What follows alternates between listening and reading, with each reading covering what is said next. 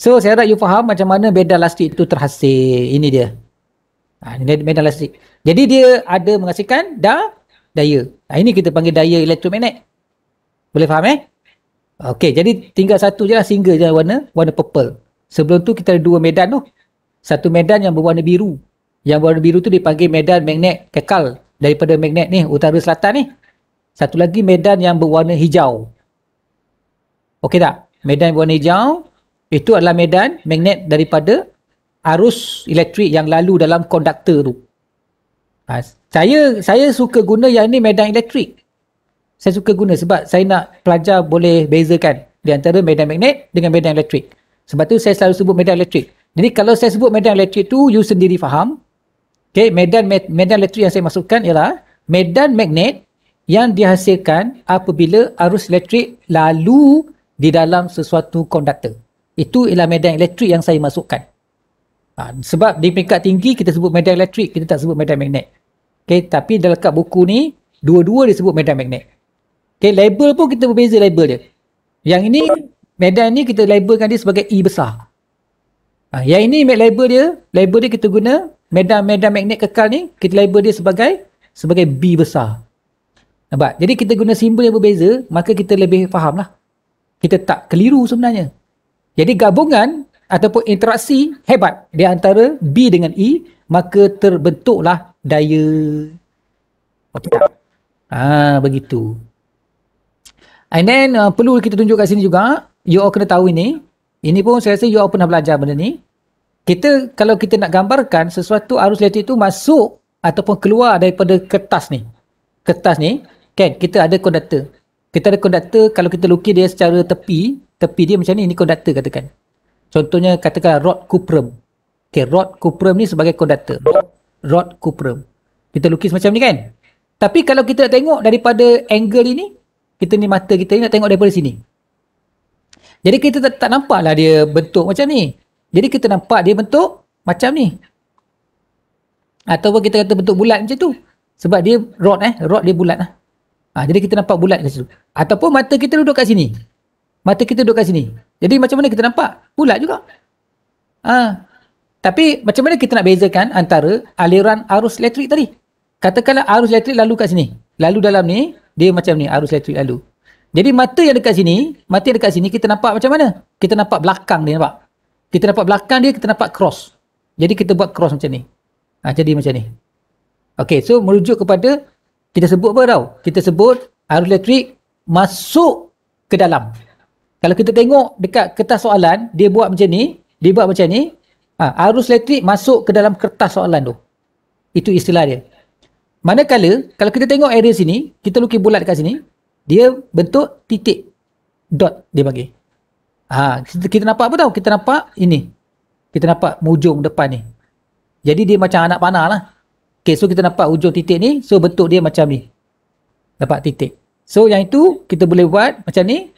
Okay, apa maksud dia? Kalau kita jumpa dalam kertas soalan.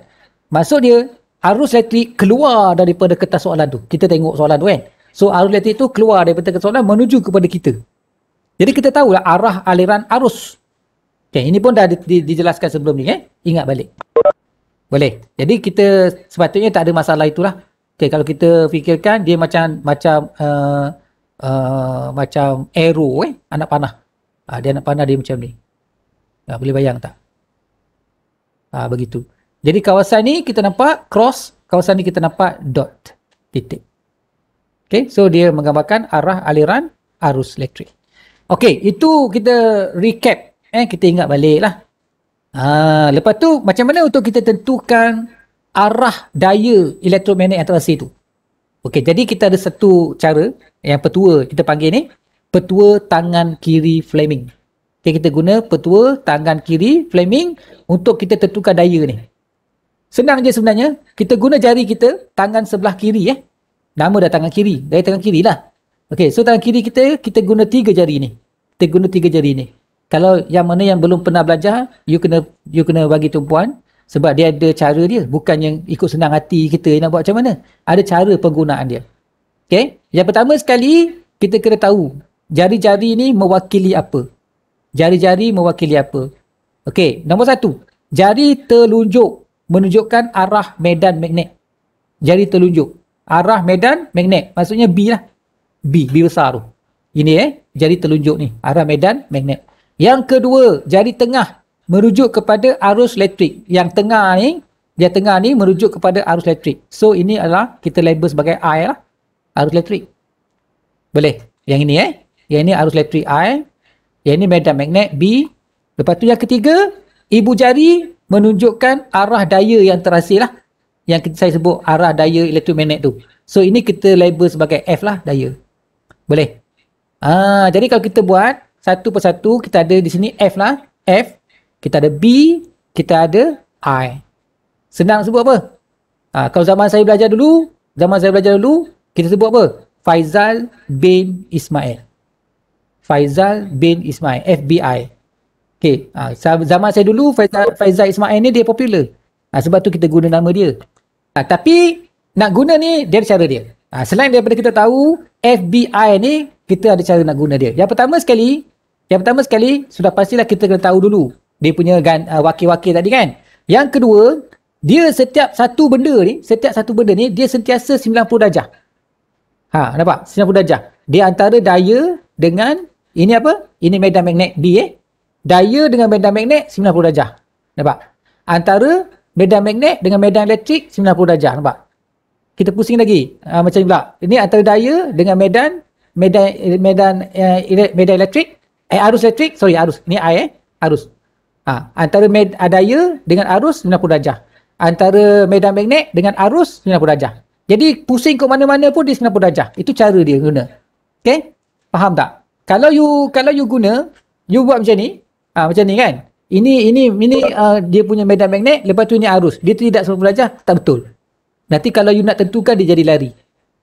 Okay? So yang dua hukum ni, dua kaedah ni you kena pegang dulu. Okay, yang pertama, you kena tahu dia punya apa benda tu. FBI. Yang kedua, dia 90 darjah. Ingat, 90 darjah. Apa ya 90 darjah tu? Setiap satu tu saling 90 darjah. Setiap satu. Semuanya 90 darjah. You pusing macam mana pun 90 darjah.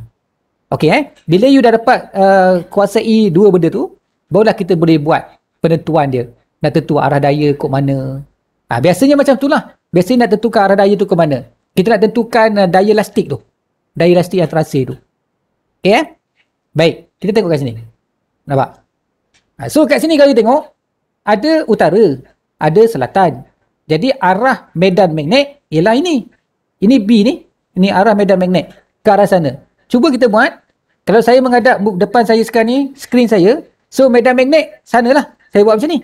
Saya tunjuk, saya nampak macam tu. Okay, you all boleh cuba buat sekarang. You tengok yang gambar tu. Dasar gambar tu, you tengok tangan you macam mana. Okay, so ini tunjuk arah medan. Lepas tu, saya nampak sekarang ni arus macam ni. Arus macam ni. Yang saya nampak lah. Kalau mata kita duduk kat sini, sekarang ni mata kita duduk kat sini tau. Mata kita duduk kat sini. Sebab tu kita nampak 3D Mata kita kat sini nampak 3D. Sekarang ni you bayangkan mata kita duduk kat sini. Bayangkan mata kita ni. Jadi dekat sini, dekat rod ni, konduktor ni kita akan nampak apa? Kita akan nampak titik. Betul tak? Kita akan nampak sebab arus keluar. Jadi macam ni lah. Arus keluar. Zup. Pergi ke mata kita. Jadi B ke sana. Lepas tu arus keluar. Jadi kita akan dapat daya ke atas. Dapat tak? Cuba you buat. Dapat tak? Kalau you tak dapat, you masih lagi kekok-kekok, you masih macam-macam tu, maksudnya tak dapat tu. Dapat tak? Cuba buat, masing-masing cuba buat. Okey, dapat. Abdullah dapat. Yang lain-lain dapat tak? Ada yang tak dapat? Yang tak dapat, respon. Yang dapat tu, tak bagi tahu. Yang tak dapat, boleh respon kat saya. Kalau tak ada respon, maksudnya semua dapat Okey, ada yang tak dapat. Okey, ada yang tak dapat. Macam mana tak dapat tu? Saya pun tak pasti. Okay, saya jelaskan lagi. Okay, tangan kiri tau. Tangan kiri. Tangan kiri. You tahu ini adalah daya. Ibu jari. Ini adalah medan magnet. Dan ini adalah arus. Arah pengaliran arus elektrik. Okay, arus. Jadi kita ada daya, kita ada medan magnet dan kita ada arus elektrik. Okay, FBI. Okay, so yang itu yang pertama. Yang kedua, pastikan 90 darjah. Okay, 90 darjah kita nak gerak ni. Okay, so kita tengok kat sini adalah dia punya B, medan magnet. Ini B Ini B. So dia tunjuk ke arah selatan. You jangan ikut jari saya. You ikut pada apa yang you nampak tu. Ke mana dia pergi. Kan? Mungkin tak sama seperti mana yang saya nampak ni, mungkin terbalik sikit kan. Saya tunjuk macam tu, you kena macam lain lah kot. Okay, dapat. Okay, dapat tunjuk. Lepas tu you tengok arah arus tu. Arah arus ke mana? Kalau yang saya tengok ni, arah arus ni keluar gini. So kalau saya bawa mata saya ke sini, saya nampak dia ke mata saya. Arus, aliran arus tu. Jadi daya ke mana? Daya kita nampak, daya ke atas. Nampak? Daya kita rasa ke atas, ibu jari nampak ke atas. Dapat tak? Jadi kalau dia tukar arah macam mana? Cuba kita buat pula. Kalau arus ni ditukar ke arah sana. Kalau arus ditukar bukan ke arah sini, ditukar ke arah sana arus. So dia bukan ke arah sini, kita nampak apa? Kalau tukar ke sana. Mata kita kat sini, kita nampak cross lah. Okay, kita nampak cross. Mana kita nampak belakang arus tu. Tapi medan sama. So kita buat macam mana? Medan sama sana. Arus ni bukan lagi keluar. Dia sudah masuk ke dalam. Nampak? Dia sudah masuk ke dalam. Jadi kita nampak belakang. Jadi apa jadi pada daya? Daya sudah pergi ke bawah. Itu je. Okay? Kena latih lah. Kena buat. Saya dah berapa puluh tahun dah saya buat benda ni. Itu yang bagi saya mudah. Tetapi saya tak boleh fikirkan you all mudah macam yang saya buat mudah. Sebab saya dah berpuluh tahun dah saya buat benda ni. You all mungkin baru berapa kali jumpa. Itu yang susah. Jadi saya kena faham keadaan you all tu. Sebab tu saya tanya. Kalau saya fikir senang, saya buat tak tahu je. Okay, boleh? Okay, so kita terus. Faktor-faktor yang mempengaruhi magnitude daya yang bertindak. Okey, apa faktor-faktor ni kita boleh buat kajian, kita boleh buat eksperimen sebenarnya. Ada beberapa faktor yang mempengaruhi daya magnitude tu. Okey, magnitude daya yang terasa tu. Okey, ada beberapa faktor. Yang ini yang saya akan duduk, saya tengah buat benda ni, saya tengah rangka benda ni. Saya akan explain dekat Didik TV pada akhir bulan ni. Tapi biasalah orang TV ni kan, dia nak cepat je. Dia dah minta macam-macam dah. Cikgu macam mana skrip dia cikgu, bahan-bahan cikgu nak bahan apa. Kan, dia orang, TV ni cepat je sebab dia live kan. Sebab dia live, dia takut macam terganggu kan, persembahan tu terganggu, siaran tu terganggu. Jadi dia rigid. Dia bukan macam kita, besok nak, hari ni cakap. Besok saya nak awak buat ni. Dia bukan macam tu. Orang profesional ni, sebulan lagi nak berkeluaran tu dia dah minta dah. Daripada minggu lepas lagi. Padahal lama lagi siaran saya. Saya akan keluar pada akhir bulan 7. Tapi daripada bulan Jun dia dah minta dah skrip. You bayangkan dia orang profesional, dia memang tak boleh kompromi punya. Jadi saya akan keluar untuk tajuk ni. Saya akan cerita pasal faktor-faktor yang mempengaruhi magnitude daya yang bertindak ke atas konduktor membawa arus ni. Okay, so apa faktor dia? Kita ada beberapa faktor lah. Okay, yang kita fokus ada 2.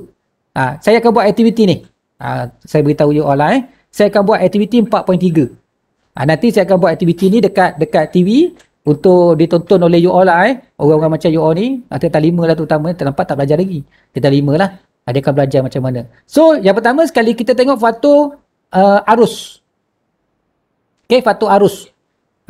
Kalau arus lebih besar, apa jadi pada F tu?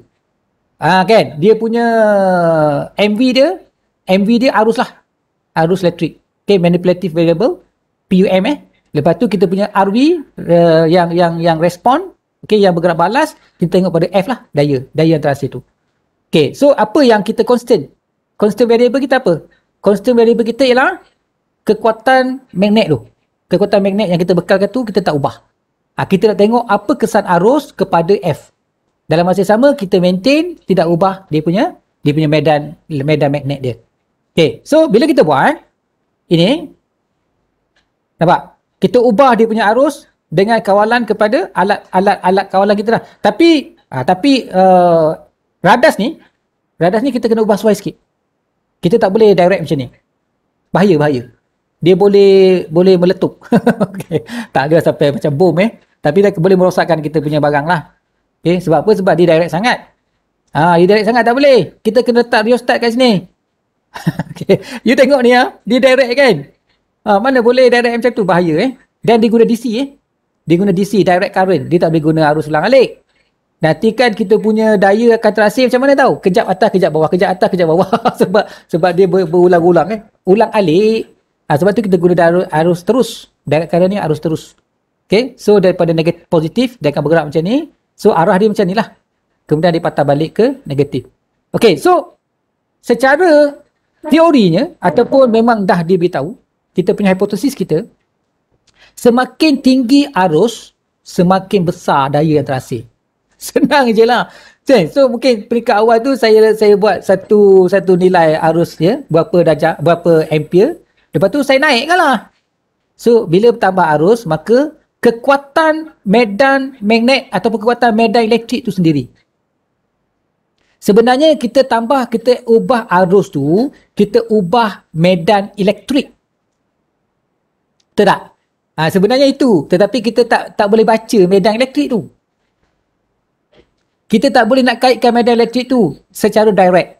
Jadi kita tak guna pendekatan medan elektrik, kita guna kekuatan arus. Maksudnya bila kita tinggikan arus, maka kekuatan medan elektrik di sekitar dawai kuprum tu akan meningkat.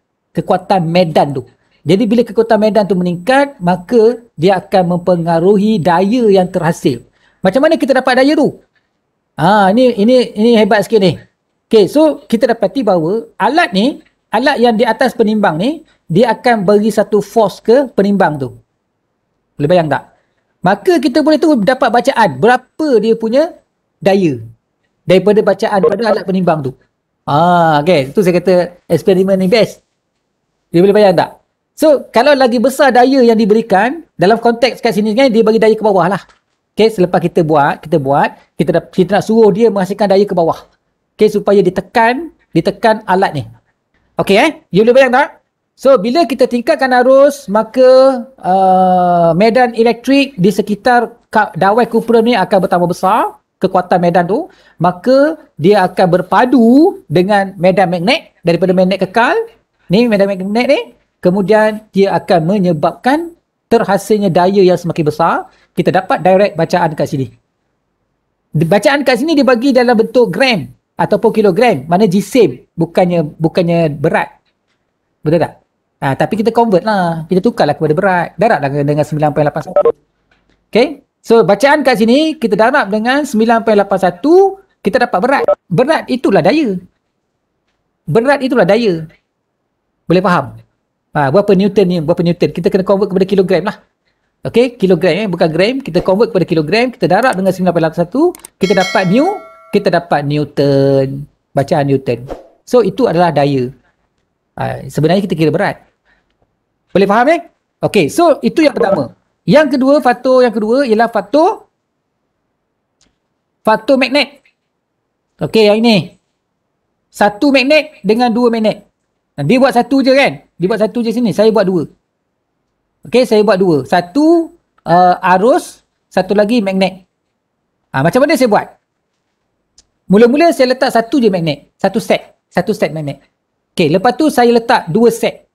Maknanya ada lagi satu set kat sini. Ada lagi satu set kat sini. Biar warna hitam tu magneto dia panggil tu. Lepas tu saya pun dalam masa tu kita tak ubah arus lah. Arus kita kekalkan. Kan? Arus kita kekalkan. Tapi yang kita ubah adalah medan magnet. Kekuatan medan magnet. Macam mana kita nak ubah? Kita tambah beberapa biji magnet. Daripada satu set, kita jadi dua set dan kita jadi tiga set. Tiga cukup lah. Nak beli benda ni mahal. Okay, tiga cukup. Bila kita dapat 3 set tu, kita akan nampak lah peningkatan bacaan kat sini. Sebab apa? Sebab sekarang ni kita ubah kekuatan medan magnet. Yang tadi, yang pertama, kita ubah kekuatan medan elektrik. Tapi kita ubah kekuatan arus lah. Sebenarnya kita ubah kekuatan medan elektrik. Boleh bayang tak? Jadi dia akan dapat lah. So sebenarnya, bila kita tambah bilangan magnet, ataupun kita tambah kekuatan medan magnet, dia akan menghasilkan daya yang lebih besar. Okay, so itulah sebenarnya. Ada dua faktor di situ. Okay, satu faktor dikaitkan dengan arus. Okay, ini yang pertama. Yang kedua, faktor medan magnet. Okay, sebenarnya arus ni, arus ataupun medan elektrik lah. Betul tak? Sebab apa? Sebab kita ada FBI kot. Kita ada B dengan I. Maknanya bagaimana hubungan dia dengan B dengan arus medan magnet? Bagaimana hubungan daya ni dengan arus? Jadi daripada tiga benda ni, kita nak tengok apa dia saling macam mana. Itulah eksperimen ni. Okey? Itu saja. Okey, ini bagaimana kita nak salah satu juga aktiviti yang kita boleh tunjukkan. Yang ini. Saya rasa kat sekolah you all ada kot benda ni. Bila kita alihkan arus elektrik, ini nampak arus tu lalu kat sini. Arus tu lalu kat sini. Lepas tu dia ada medan. Medan magnet, ingat saya ulang lagi. Saya akan ulang banyak kali. You jangan bosan. Okey, medan magnet daripada utara ke selatan. Arah medan. Okey, arah medan. Jadi dekat sini pun adalah medan ni. Dekat sini pun adalah medan. Jadi dekat mana ada magnet tu ada medan magnet begitu. Jadi arah dia ke bawah. Dalam kes ni Dalam kes ni medan ke bawah. Arus macam mana arus? Kalau kita mata kita kat sini. Kalau mata kita dekat sini. Kita tengok daripada sini. Kita tengok daripada sini. So you bayangkan lah. Jadi arus kita akan nampak keluar. Ini arus kita nampak keluar. Medan macam mana? Yang ni, yang nombor 1 ni. Medan dia macam mana? Medan dia daripada atas ke bawah. Macam ni lah. Benar tak dapat tak? Okay, so arus keluar, medan ke bawah, jadi daya ke kanan. Boleh?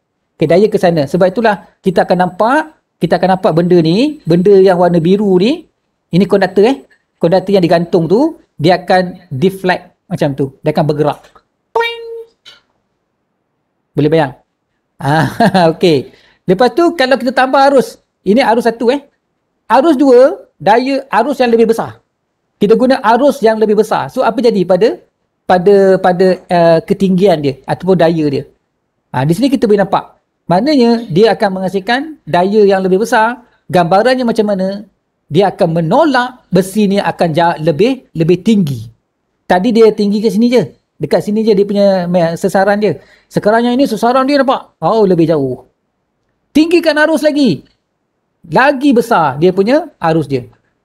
So ini eksperimen dia sama macam yang kita bagi penimbang elektronik tadi. Nampak? Tapi yang ini bentuk yang berbeza. Hasil dia sama. Kita tinggikan arus, maka daya elektromagnet tu akan lebih besar. Jelas tak? Okey So dia kata kat sini lah. Okey, yang ini lagi satu.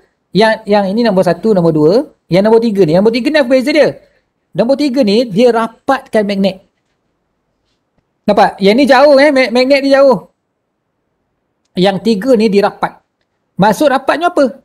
Bila masuk dirapat, maka medan magnet tu akan bertambah. Sebab lagi dekat dengan sumber. Lagi dekat dengan sumber, kekuatan magnet itu lebih besar. Jadi dia akan menambahkan medan magnet. So apa jadi? Dia dapati bahawa dia sesaran dia pun juga besar juga. Sesaran dia pun jauh juga. Merujuk kepada daya yang lebih besar dihasilkan. Baik, kita tengok lagi. Ini banyak aktiviti Ini seronok tau. Kalau you pergi sekolah kan. Kalau cikgu you kreatif kan.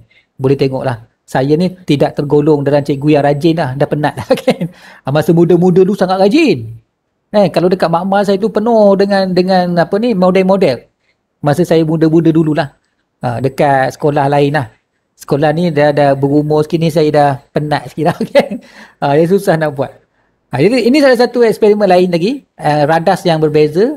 Dia benda yang hampir sama je. Cuma kita ubah suara sikit-sikit. Okay. Yang ini pula, dia tadi dia deflect. Dia bergerak tu kan. Dia deflect kan. Okay, dia deflect. Yang ini pula, dia tidak deflect macam ni. Dia bergolek. Okay. Besi ni, ataupun konduktor ni, dia konduktor yang warna orange ni kan. Dia akan bergolek ke sana. Sebab apa? Sebab ada daya lah. Okay. So, berapa jauh dia bergolek? Bergantung kepada daya, kekuatan daya yang dihasilkan tu.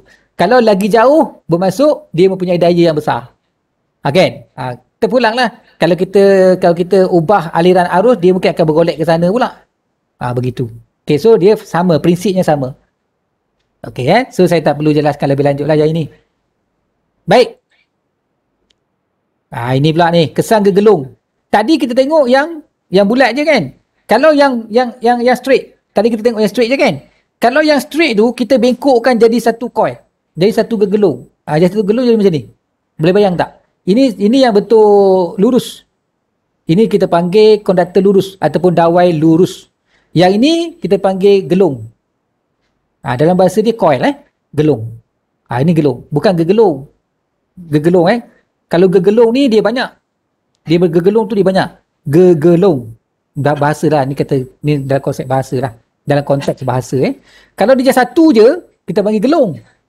Macam kita main apa? Gelong yang gelek-gelek tu kan. Tu kita tak panggil gelong, kita panggil gelong. Kalau gelong, dia banyak gelong. Okey. So kegunaan tak beberapa tepat di situ. Okey, gelong segi 4 tepat yang dibentuk menggunakan dawai kuprum. Okey, asal daripada lurus. Jadi kita bayangkan kalau kita alirkan arus kat sini, dia akan mengalir lah. Dia akan mengalir kat sini, dia akan mengalir kat sini, akan mengalir kat sini, akan mengalir kat sini. So, bagaimana dengan medan yang dihasilkan? Jadi dekat sini ada medan dia. Nampak? Dekat sini pun ada medan dia. Bayangkan. Dekat sini pun ada medan dia juga ni. Jadi arah dia macam mana arah dia? Arah medan tu kita kena guna right hand grip rule. Kita kena guna ni, petua genggaman tangan kanan. Ada baca kan? So kalau ada arus mengalir macam ni, kita genggam dia macam ni. Kita genggam dia. So ini adalah arah arus. Ini adalah arah medan magnet atau medan elektrik yang dihasilkan. Boleh tak? Ini kita guna genggaman tangan kanan. Yang tadi tu left hand Fleming rule. Okey, ini adalah hukum tangan kiri Fleming. Dah ada 2 hukum kita guna sebenarnya. Okey? Ini kita tengok apa hasil dia. Sebab apa? Sebab kita nak hasilkan benda ni sebenarnya. Kita nak hasilkan benda ni. You boleh klik ataupun you boleh scan dekat dia punya buku teks tu.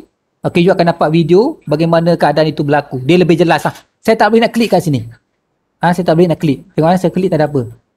Kalau kita buka PDF, kita boleh klik. Tapi nak dapat video ni lambat. Saya cuba dah. Lambat. Kena masa lain. Kena masa lain kita tengok video. You boleh tengok sendiri. You boleh tengok sendiri. Tak perlu tunggu cikgu tunjuk pun. Nampak? Bila saya gerakkan pen ni kat sini, dia tunjuk ada link kat situ. Tapi saya tak boleh. Saya klik pun tak keluar. You boleh scan and then you boleh nampak dia punya video tu bagaimana putaran itu berlaku. Sebab apa putaran itu berlaku? Sebab dia menghasilkan, dia panggil daya yang berbeza. Daya yang berbeza arah. Okay, cuba tengok kat sini. Dekat AB ni. Dekat AB, arus dia macam ni kan? Arus dia ke sini kan? Jadi kalau kita genggam, dia ke sana tau. Kan? Jadi dia arah dia ke sini. Aduh. Sorry.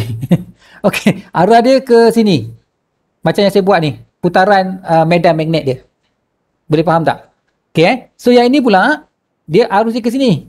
Jadi kita genggam, arus ke sini kita genggam. Jadi medan magnet tu dia arus ke sana. Macam tu. Dia arah yang berbeza tau. Kalau tengok AB dengan CD, arah dia tak sama. Bila arah dia tak sama, you bayangkan kalau dia duduk dalam medan magnet. Kalau kita letak magnet ni. Kita letak magnet. You boleh bayang tak apa jadi? Ni magnet ni. Nampak? So dekat magnet ni ada medan. Katakanlah macam tu. Kan? Di sini utara. Di sini selatan. Lepas tu duduk dalam medan elektrik ni. Gelong ni duduk dalam medan magnet. Jadi dia akan menghasilkan keadaan yang berbeza. Yang ini dia nak pusing arah lain. Yang ini dia nak pusing arah lain. Maksud saya daya yang dihasilkan tu. Okay. Daya yang dihasilkan tu berbeza. Nanti kita tengok lebih lanjut. Okay, yang ini. Ini dia. Nampak? Benda ni. Okay, bila kita buat, kalau kita guna left hand Fleming tadi, kalau yang bahagian ni kita nampak dia ke atas. Ini dalam keadaan berbeza. Ini ada selatan, yang ada utara. So, yang warna biru tu, okay, so saya bagi gambaran macam ni. Daya yang ni dia ke atas, daya sebelah sini akan ke bawah.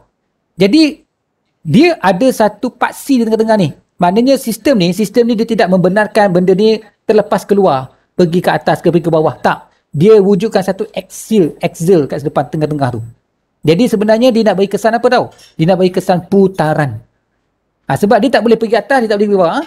Tapi yang sebelah sini nak ke atas, yang sebelah sini nak ke bawah. Jadi apa yang berlaku? Dia akan berlaku berpusing. Dia berpusing macam tu. Jadi daya ke atas ni akan menghasilkan satu tujuan macam tu. Yang daya macam ni pula dia akan menghasilkan tujuan macam tu. So akhirnya dia akan berpusing. Sebab dia jadi macam ni. Dia jadi sepasang daya elastik tadi. Medan elastik tu akan jadi sepasang. Dia bukan jadi satu saja. Yang pada peringkat awal tadi, kita tunjuk contoh-contoh yang peringkat awal tu, dia ada satu je. Satu je medan elastik. Sekarang ni bila dia ada dua macam ni, dia jadi dua medan elastik. Nampak?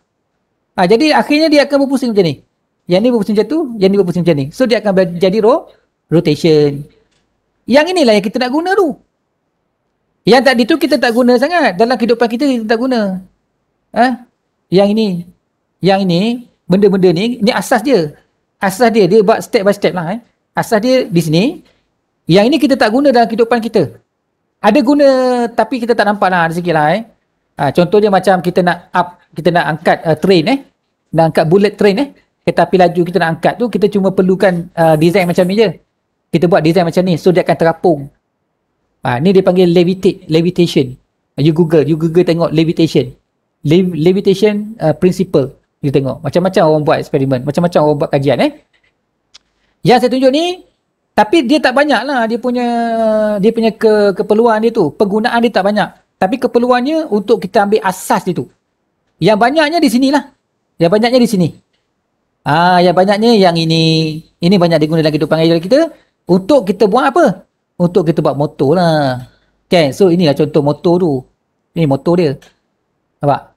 So dia akan menghasilkan satu putaran. Contohnya ke sini berputar kan? Lepas tu you boleh bayangkan. Gegelung ni, dia akan attach dengan benda lain. Contohnya, benda lain tu apa? Benda lain tu contohnya kipas. Kipas. So, bila kita switch on, benda motor ni berpusing, so kipas ni pun akan berpusing lah. Dapat tak kegunaan dia? Banyak kan? Sangat banyak kegunaan dia sebenarnya. Bukan sekadar kipas kat rumah kita je. Kan? Nak gerakkan kereta pun boleh. Kereta mainan ke, kereta betul ke, yang dia guna elektrik tu. Kan? Satu hari nanti nak terbang, kereta terbang, guna benda ni juga. So dia ada motor yang efisien lah. Motor yang efisien, yang memerlukan tenaga yang mungkin kecil yang perlu tenaga, tapi dia pusing ligat, pusing kuat. Jadi dia kena modify benda ni. Soalan sangat popular. Macam mana kita nak modifikasi sesuatu motor menjadi lebih efisien. Tu lebih mendalam lagi kita tengok satu persatu. You tengok ni bentuk magnet dia, bukan bentuk rata. Bentuk magnet dia bentuk curve macam ni. Ada sebab dia. Lepas tu macam mana pula dia tak nak ada kebocoran dari segi medan tadi. Medan-medan yang terhasil tak nak bocor. Maksudnya tidak ada benda yang tidak bermanfaat lah. Medan yang dihasilkan tu semuanya nak digunakan. Tak ada yang medan yang terlepas. Nak 100% ataupun 90% ataupun 80%. Medan yang dihasilkan dekat gegelung ni nak digunakan. Ada cara dia pula. Dia buat gegelung tu bentuk yang berbeza. Ini asas lah. Bentuk ni yang paling asas lah. Okay.